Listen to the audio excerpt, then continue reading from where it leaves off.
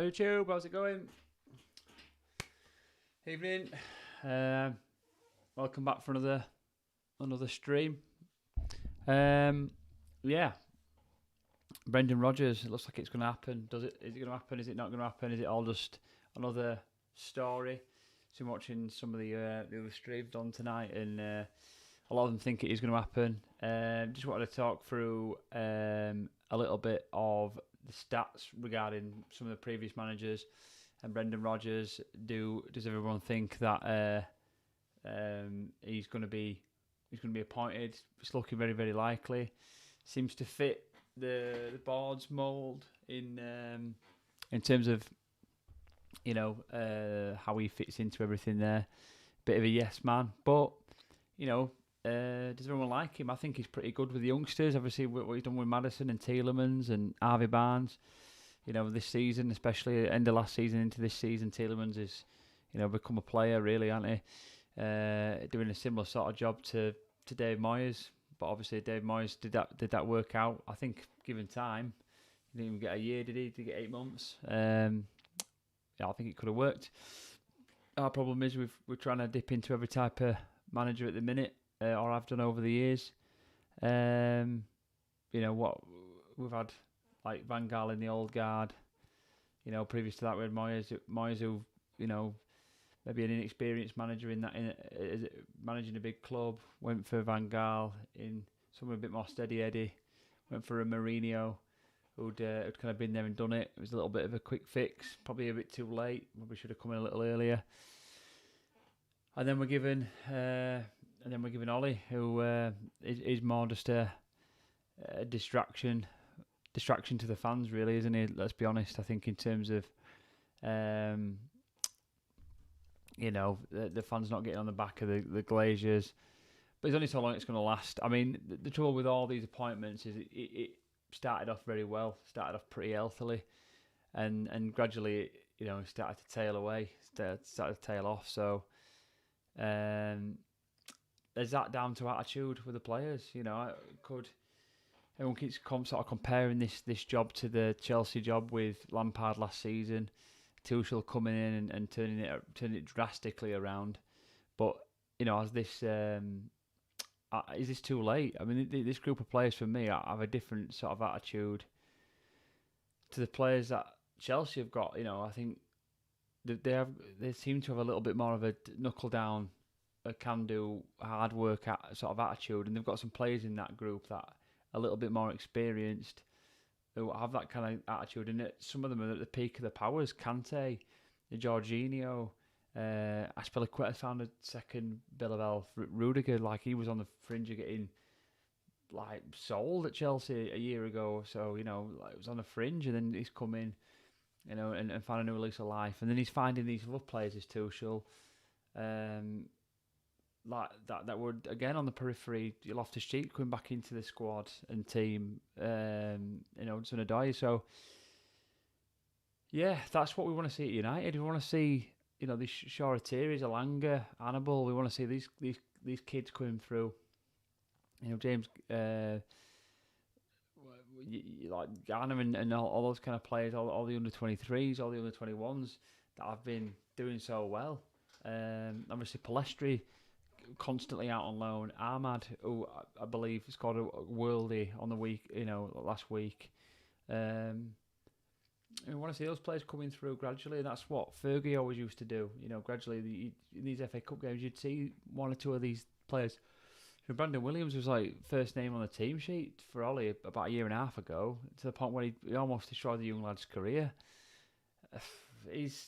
Obviously his man management skills are just weak. I wouldn't say they're poor. I don't think he's purposely causing problems, but or going out of his way. I think it's just not his strength, and that's where I think Brendan Rodgers will be quite good. Actually, I do think that's a big part of his strength as a coach. I think he's a very good man manager.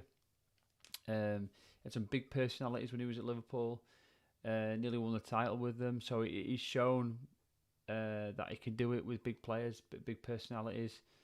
So there's no reason why he can't do it with this Man United squad. Do I think he's an ideal candidate? No, I don't. I think there's managers out there who could. I think we've missed the best manager that we could have had, especially for a year or 2 years, or 2 years in Conte. I think he would have got us back on the rails and got us, aiming in the right direction. Especially for someone like, Ronaldo and Cavani, and the more experienced players in the team. I think it would have given us a little bit more of a steer in terms of where we needed to be at. And it'd have picked everybody up, and it would have separated the men from the boys. So that's gone. The only other manager out there that's currently got a job is in a similar sort of stamp is probably like a Simeone. Some people maybe argue he's a little defensive, but yeah. So I just kind of wanted to talk through these stats really. So we'll talk a little bit about. We'll start with David Moyes and his stats, just general sort of managerial stats. Obviously, United stats are in there as well, and just win percentage. So we'll start off just a little bit with that. Let me just see if I can get this up. This is never really wants to play ball.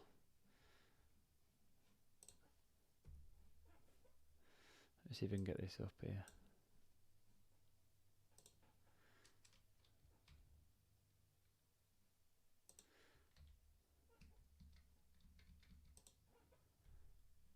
No, I don't think he's gonna let me do it.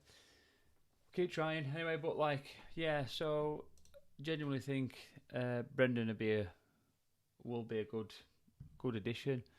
I think, as I said, I think his man management skills in particular will be the one thing that does sort of separate him, and does will give him that sort of that edge over what we're getting at the minute with Ollie. So we'll have to just see. Let me see if we can get this back up here.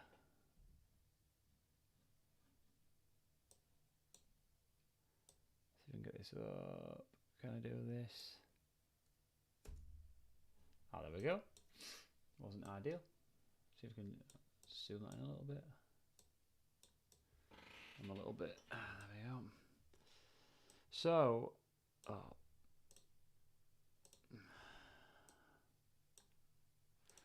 messing around with all sorts of stuff here. What am I doing? Right. So, this is David Moyes' stats. Sorry, this is Brendan Rodgers' stats. Start for Brendan Rodgers. So, yeah, just looking at his stats here. In terms of, let's have a look. Yeah, there we go. That's a bit better. So looking at his stats here, I mean, as you can see, at Watford, had a 31 games, 13 wins, 6 draws, 12 losses, a 41.9% win average. It's pretty low for a Watford team. I'm not sure where they finished up that season, but that's a pretty low percentage. Went into the Reading job. So two, I'm guessing Championship teams at the time. 2009, I think Reading were doing pretty well. Were they in the Premier League that year? Was it the year after, the year before? They were in the Premier League around that time, weren't they? 23 games, 6 wins, 6 draws, 11 losses, so really 26.1% average there. So again, must have been sacked there by Christmas at Reading. Didn't work out for him. Went to Swansea, where he had a 44.8% win average. So his best win average by that point, still not particularly great. What was it? 96 games, 43 wins, 20 draws, 33 losses. And that was a 44.8% average, as I say. So again, pretty low. Got the Liverpool job, so a big job there. So I was at Swansea for a couple of years. Went to the Liverpool job, where he nearly won the title. I was in a battle there against United, obviously in that kind of final year, in 2014. And yeah, I had a fairly good average there. Obviously, 166 games, 83 wins, 41 draws, 42 losses, and a 50% win average. So that was reasonable. That's pretty good. Reasonable there at Liverpool. Obviously not the greatest of squads at the time. Had a few obviously class players. Had Suarez, I think, at that time, didn't he? And obviously Gerrard was still there. Sterling just come through. He was one of the reasons Sterling kicked on again. Youth player at the time. Sterling was quite a new star, and I remember him. It was the controversy then when I think Sterling was leaving. So yeah, he had a lot to do with Sterling's progress. So yeah, quite good in that respect. Yeah, so obviously went to move to Celtic, where it's like a 2-horse race, isn't it, in the Scottish League? So had a 69.8% win average, which is probably a reasonable win average for a Celtic team, I would have thought. Obviously not now. I think they'd snap your hand off for a 69.8% win average, I think, the way they're performing at the minute. But obviously it's a bit of a patch where for 4 years he got them on the straight and narrow, and towards that title run that they were on. Then comes across to Leicester in February of 2019, and is currently a 50.4 win percentage, which is a very good win percentage for Leicester City. 129 games, 65 wins, 27 draws, and 37 losses. So he's at a better, obviously a lot less games than at Liverpool, but on a slightly better average at the minute. So yeah, quite good, quite a good average there at Leicester City. So I think obviously his main attributes really at the moment are his man management skills. That's something that I think that we're looking for in the United team. That man management. Obviously tactically we're obviously a bit weak at the minute, but confidence and belief and morale have a lot to do with a winning football team. And that's why I think we need to get somebody who's got those skills. I think we tried it with the Mourinho, and everyone said that he brought this cloud, did Mourinho, and that's because he's got that ethic, that work ethic, and that drive, and it just didn't work with the mentality and the personality of the players in the squad. And that could happen again if you don't get the right sort of person in. The trouble is with Ollie is we went the completely opposite direction, where you've got a very very nice guy. And it just doesn't work. It's giving the players a bit of a free rein. I think I read one report. He's turned it into a bit of an holiday camp with the players so they can get away with anything. So obviously that needs to stop. But not to the point where they're getting punished. And I think Conte, as much as he tactically would have been better, and I think would have brought a fantastic work ethic, and as fans that's what we want to see. I think from a player point of view, he would have turned it into a bit of a jail. So I'm not 100% convinced on that one either, to be fair. But obviously, it would have been a fantastic addition to that. So that's Brendan Rodgers' stats there. Let's see if we can get.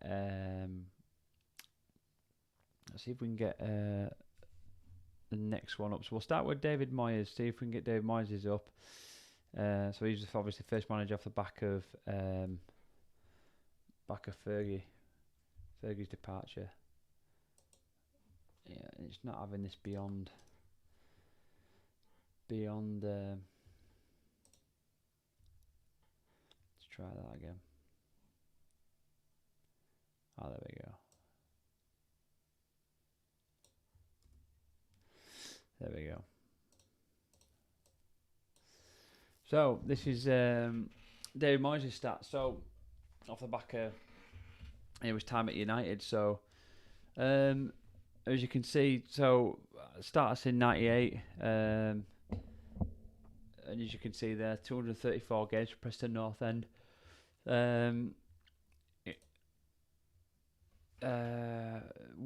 112 drawn, 60 lost, 62, 47.86 win average. Pretty decent. First managerial role was there for a good sort of 4 years. It's a pretty good start.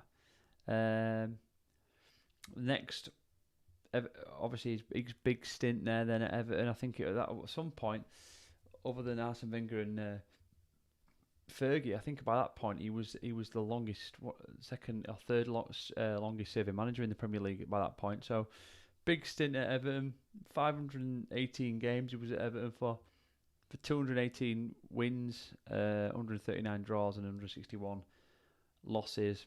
42.08 win percentage. Obviously was there for a long time, over a certain period of time, but I think generally everyone would say that he had a pretty successful time at Everton and would have kept him going at the same sort of pace. I think they've, since he's gone, I think they've always maintained that level of optimism and pace, and he did well. Again, pretty low average.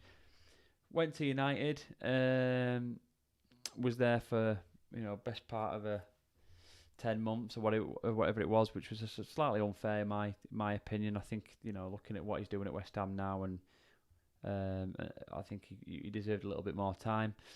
Some would argue that he wasn't the right man for the job, but I slightly disagree. So United, July 2013 to April 2014, had 51 games, 27 wins, 9 draws, 15 losses, and had a win percentage of 52.94, which was pretty good. It was okay. It was okay. Obviously not near the levels that we probably expect as United fans, but it was okay. And it could have only improved. I think another year with the team that he had at the time, it will have only improved, and I think he would have made some good acquisitions. I think he made some of the acquisitions he did make probably was a little questionable. I think he put a lot of faith in Lingard, a little probably too early in his career. He needed a little bit more time. Obviously, that's come to fruition where Lingard's performances have drastically improved over the last 12 months. But at the time, it probably was a little too soon. Put his faith in players like, I think, Cleverley around at the time as well, but still knocking around then as well. And then put his faith a little bit in obviously bought Fellaini, which was for me was a style that we didn't want to resort to. Fellaini used to pop up against United when he was at Everton and cause us a bit of grief, but that wasn't the style that we wanted to progress going forward. We didn't want to, it wasn't where we've gone. It's not what we wanted, and I think we've never come back from that really. I think we've made a lot of signings similar to that with Matic and Schneiderlin, and players that are not quite of that quality really that we're looking for. And I think that didn't help his managerial career, David Moyes. But then he went to Solskjaer. Obviously had an honourable time at Solskjaer, which is not even worth mentioning, with 28.57 win percentage.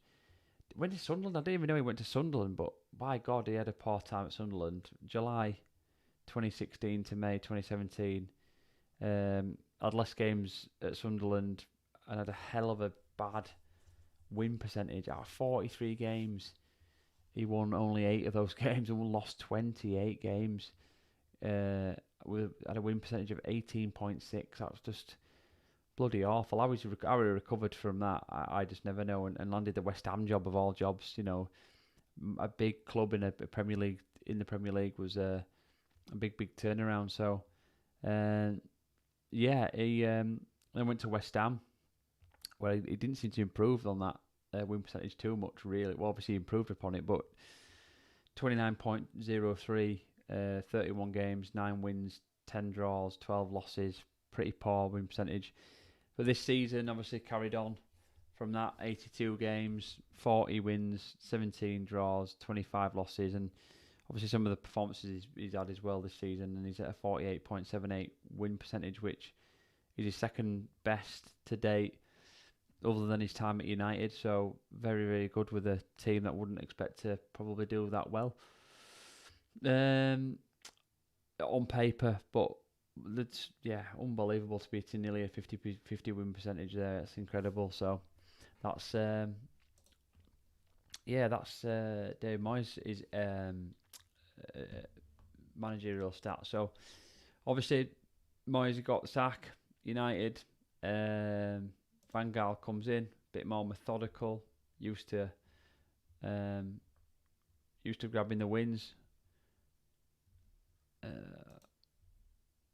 Let's have a look. See if we can get Van Gaal's managerial record up. There we go. So Van Gaal, yeah, obviously a bit of experience, a bit more experience. So that's what we went for. Back in 2014, off the back of David Moyes getting the sack. Was it Ajax for 285 games, 196 wins, had a 68.77 win percentage from 91 to 97. Unbelievable win percentage, unbelievable. Went on to Barcelona, where he then had a 55.56 win percentage again, very good win percentage. Won 95 of his 171 games, only lost 44 games in that period. Went on to manage the national team for a year, with a win percentage of 60%. I assume that was in the almost the qualifiers in the finals there. Went on to back to Barcelona for a year, where he had a 53.33 win percentage. Obviously, these stats don't tell tales in terms of the games are lost. Obviously, they could have lost, finals and cup finals and Champions League and stuff like that. But again, the percentage is good. It's above 50%. Went to AZ Alkmaar, 2005 to 09, 182 games. 182 games, 105 wins, 39 draws and 38 losses, 57.69 win percentage. Again, incredible win percentage. Gets another big job at Bayern Munich in 09 to 11. Manages to turn out a 61.46 win percentage. It's another incredible stat. Went back to the Dutch national side for a 62.07 win percentage. Then comes to United, and this is kind of where his worst win percentage comes in, and it's a very similar sort of pattern to the David Moyes one, which is strange. I think a very similar stat. 103 games, 54 wins, 25 draws, 24 losses, and had a 52.43 win percentage, which it's not awful, but it's, obviously we won an FA Cup in that time. I think he missed out on top four, which is probably the reason the board didn't find it particularly easy to stomach. And he was gone. And again, it was similar to the Dave Moyes one. I think given a bit more time, clearly Van Gaal given a bit more time with the history of his clubs that he'd been at before. Given time, those win percentages improve, the teams improve, and everything else comes with it. He wasn't given the time, and he was sacked, and obviously for quite a significant amount of time that clearly affected him. From a manager who's gone from job to job successfully, went to the Dutch job 5 years after leaving United, so obviously quite affected him quite a bit there, which is something United will do to you as a fan or a fan or a player or a coach. It's going to affect you mentally as well a little bit, but so that was a situation regarding Van Gaal. See if we can get up the next manager that we had, which was Jose Mourinho. So we go from quite a methodical manager, a bit of a steady Eddie manager, obviously clearly a winner, but in a different sort of vein, to somebody who gets success pretty quickly and is quite a different character in Jose Mourinho. So let's check. Let's take Jose Stats out.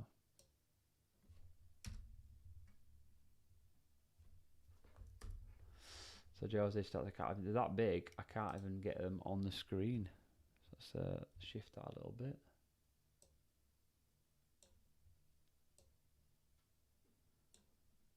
The resolution isn't that good, but we'll try and sort this out a little bit. So, Jose Mourinho stats. So, it was at Benfica.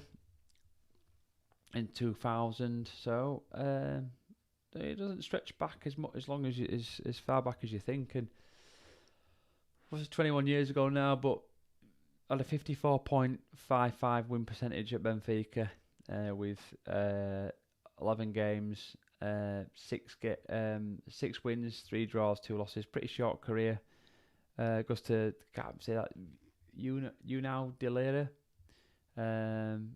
with a 45% win percentage. Not great there, but gets his big break at kind of Porto, I suppose. Benfica was a big club, but goes to Porto. Zaga was a bit of a rival. 127 games. 127 games at Porto. 91 wins, 21 draws, 15 losses. Wow, out of 127 games. Had a win percentage of 71.6. That is incredible, considering that was the year. I think within that year we obviously won the Champions League, which is just 71.6 win percentage. That's incredible. Really, really good. And then it comes to the Premier League, Chelsea, where he was at for 3 years. Had 185 games, 124 wins, 40 draws, 21 losses. Wow, incredible again. 67 win percentage. So serial winner. He comes and he puts his stamp on it and shows what he's made of, and he's straight off the back of his Porto days. He's hitting the same sort of similar averages at Chelsea. Goes to Inter Milan, where he wins the Champions League again for 2 years. Played 108 games, 67 wins, 26 draws and 15 losses. And Inter Milan stats again, win percentage 62% their win percentage, which again is just incredible. Goes to Real Madrid, which again, look at those stats. I didn't realise he did that well at Madrid. I just always assumed at Madrid Mourinho had this kind of barren spell, but 71.91% win percentage is just absolutely incredible. Goes back to Chelsea, still does well with a 58.82 win percentage, and then he comes to United, and this is when obviously United want that kind of similar spell. We all sort of go on about Mourinho bringing this black cloud, but he's a winner and he still brought success when he was here, and still had a 58.33 win percentage, which compared to David Moyes, Van Gaal, and we'll talk about Ollie after this, but that is an incredible win percentage still. Fantastic. Seen your comment there, Ravi. United are going to improve under this ownership. Are not going to improve under this No, well, no, we're probably not. Obviously, they want a bit of a yes man, don't they? Which is what we're going to talk about a little bit in terms of Brendan Rodgers. I mean, have you say comment a little further and we'll chat about it. But yeah, definitely, I can't see as improving too much under this ownership. What we have seen with these managers initially is that initial improvement, a bit of boost, a morale boost, which is what happens when a new player comes in or a new manager comes in. You see that initial morale boost. We saw it with Bruno Fernandes a couple of years ago. He came in and we had this instant impact. And now he's struggling. He's struggling not because he's not a good player, but because that's naturally what happens. When there's issues and faults in the team, there's only so much you can do. Those things have got to be actually addressed, and that's a problem. I think Ole Gunnar Solskjaer is going to be a bit of a scapegoat. He has been a bit of a scapegoat, but these issues have dated back since Fergie left, and we all knew the team that Fergie left had no right to win that league in 2014. He had absolutely no right to win it. If it wasn't for Rooney and Van Persie, it had no other right, and it was left in a pretty poor state where players were moving on and retiring, and the squad coming through wasn't good enough, and that obviously was going to take a bit of time, and that's where I felt like David Moyes had a little bit of an unfair ride in that regard because he had a lot to build. And then we've gone on from there where we've brought these players in over that period of time in the last 6 years, and it's not improved. Obviously, we've had some bad characters and some bad personalities in the group as well, which we've had to improve upon. So United may end up slipping out of the top four one season and find it hard to get back in. I agree. I completely agree. I think that's exactly the worry that the fans have got now. Just shorten this down a little bit. 2 seconds. Get this Mourinho success out of my face. Yeah, definitely agree with that. I think we could slip out of the top four. I think that's the worry that we're at now. I think more so, but not because Chelsea, Liverpool, Man City are unbelievable at the minute, and we're nowhere near.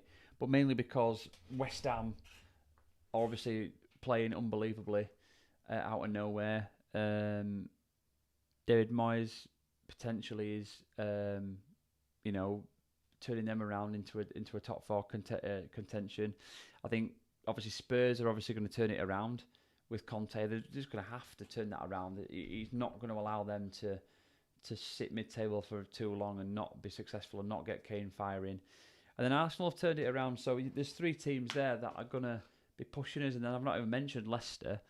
And then you've got the teams in and around the mid-table that are also finding a bit of form in teams like Crystal Palace. So, yeah, completely agree with that comment. I think it's going to be difficult for us to get top 4.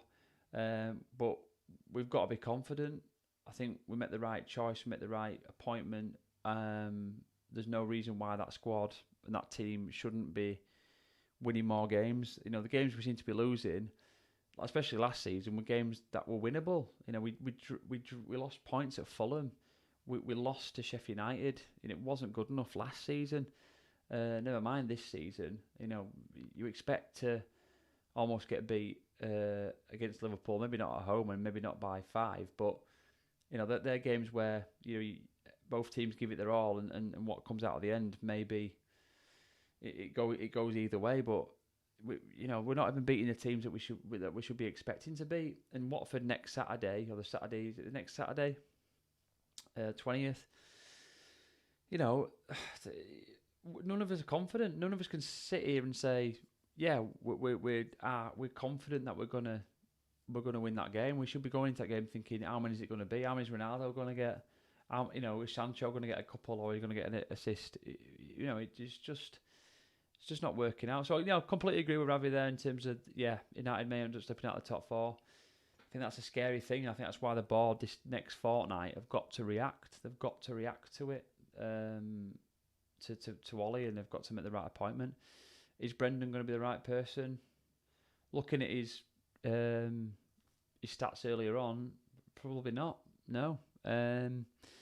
So yeah, let's get the final one up. So in terms of Ole Gunnar Solskjaer, let's get that one up there. Just bear with me a second. I'll get rid of that. Let's get Ole Gunnar Solskjaer up here and check his stats. Let's have a look.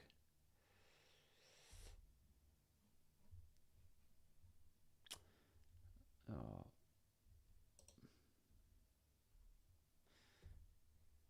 There we go.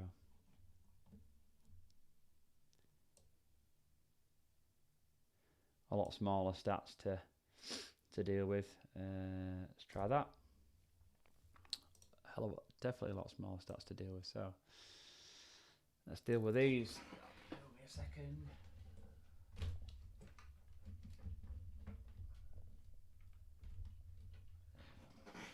A bit of a malfunction falling down.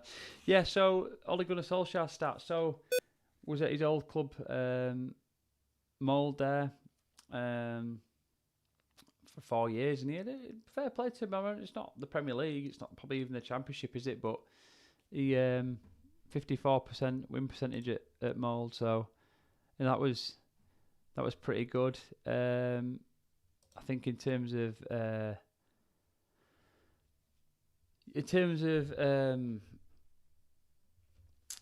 then he had his job at Cardiff.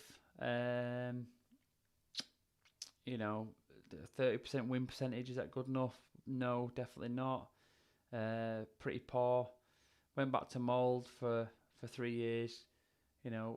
Beat his previous win percentage, got them up to 55%. Then he comes over to United, and to be fair, better win percentage at the minute than Van Gaal and I'm Moyes at 167 games, 91 wins, 37 draws, and 39 losses.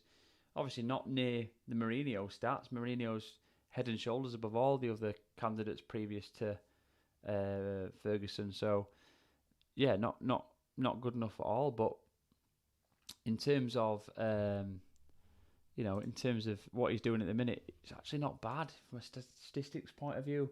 I think what's frustrating is those statistics, again, don't tell you a tale in terms of how he is as a man manager.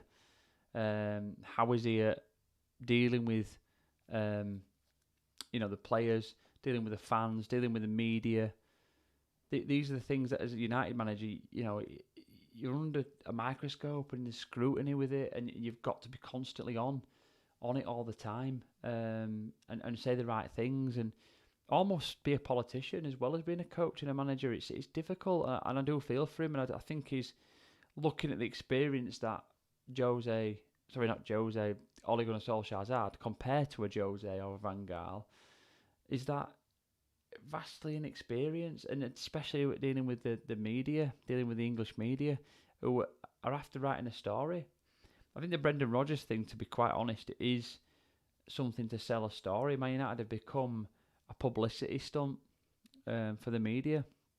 We're becoming a laughing stock and a joke. We're becoming a bit of a media circus, really. And it's a shame. It's a massive shame, because it's a club that we all love. And to be fair, we were pretty, and I mean this in the nicest possible way, we were pretty boring, really. I mean, Chelsea were the team that were getting all the stupid highlights and stupid, we're going to sign Shevchenko's and sign this player and that player, and all the silly player. Man City signing Robinho, and we were the quiet ones under the radar who would sign the right kind of players, who would do the business under the radar and quietly, and march on. And now it's every season, every window, every week there's something to add and something to talk about, and all we want to talk about is the football and how good we are and why we're winning, and did everybody see that goal, and all those kind of things that you just want to talk about as Man United fans, and not all the shit that comes with it in terms of why Pogba's not wanting to play, and is Martial going to be sold in January, and Lingard's been left to rot after his successful loan spell last season, and Van der Beek can't even touch the ball since he's been here. That's not United. That's not Man United. That's never been a thing, So yeah, pretty rubbish, really, in that regard. But look, whoever we do bring in this manager, he's gonna do a good job, I'm sure. Just finally let's look at Ten Hag's stats. Got his Ten Hag stats behind the scenes, so let's just have a quick little look. At them, if we can. Let's look at Ten Hag's stats.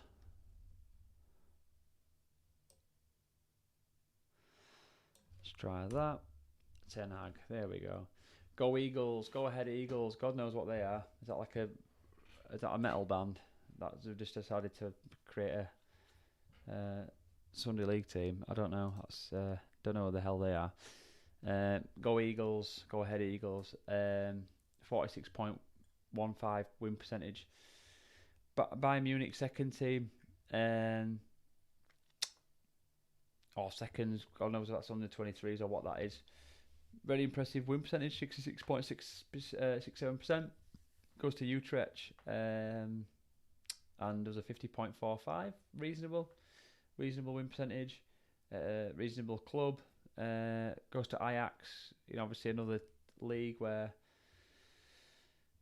is it a competitive league? Obviously, he's done fantastic with them over his spell there when Donny was there and Delay and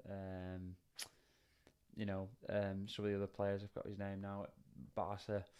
And so he's brought us a few young players through and some youth through, and he knows how to deal with those guys. But obviously with Ajax, they have this fantastic mentality in the squad already if it comes through the ranks, and obviously a fantastic percentage there, 72.83%. But incredible goal stats there. 499 goals in his three or 4 years there, which is just incredible compared to Utrecht, where there was the same sort of spell, 192 goals. So that's incredible really, goal percentage. But 184 games, 134 wins, 25 draws, 25 losses, good win percentage. But at Ajax. And this is the thing that people forget. Everyone's sort of like said, Ten Hag would be rather take Ten Hag than Brendan. The thing is with Brendan, he's done it in the league with Liverpool. He's done it in the league. He's doing it in the league with Leicester, and he's getting a good win percentage out of it at the minute. He's got some good stats, and he's building a team with some young players in it, and he's improving those young players. He's got experience of it. He knows what the media is like. He knows how to deal with the media. Okay, will he be used to dealing with the media in a United team where the focus is going to be even more lasered on him? Well, is anybody before take a job like United, unless you've been a Real Madrid manager or a Barcelona manager or an England manager? Are you going to be used to that? No, of course you're not going to be used to that. So I disagree that you need to be completely used to and have that experience. I don't think you ever will really. But someone like Ten Hag has clearly not got that experience at all. Looking at his experience at the minute, he's a pretty fresh manager really. Over his spell, up to present, he's not done a lot at many big clubs as well. So he's been around since 2012, and that's obviously nearly 10 years of a career. And his biggest sort of club has been Ajax, and let's be honest, it's a club where you'd expect some success. It's a similar sort of club to a Celtic or a Rangers, really, where you'd expect him to be winning a lot more than he's losing. So not convinced on that one really. As I say, I really don't know what the fix is. I think there's definitely a personality issue in the team, and I do think what Brendan will bring, if anything, is a good man management to it. Does he look and come across as a Man United manager? No. And would I want him? Not really. Ideally, I think we all would want Ollie to have succeeded, but unfortunately, that's not going to be the case. And I think I genuinely think that over this next few days, we'll see a change. And I think we need to. If it's going to happen, it's got to happen during this international break to give him, whether it's going to be a chance to get the feet under the table and suss out what's going on behind the scenes at the club and meet some of the players that have stayed behind and start putting some things in practice and even get a training session going with some of the players that have stayed back to start getting ready for the Watford game. The worst thing it can do is keep hold of it, and we get into this time next week and we still haven't made a decision and all that kind of stuff, and then we'll go into the Watford game, all of us fairly sort of unknowing, and end up potentially struggling in that next game where we need to win. Let's get rid of these stats here. We need to knuckle down, and we need to get somebody in. We need to change it around, and that's gonna have to be done soon. Brendan does appear to be the best option out there at the minute, and let's be honest, he's shown that with Leicester. He's when he's got a youthful squad around him of players who will work hard, then he can get something out of them, and that's what we need at the minute. We've had managers that have all had experience in different ways, as I've just shown. And at some stage initially it worked, and what we've got to do as fans is back them. We've seen the worst of it now. I don't think it's going to get any worse than what we're seeing at the minute. I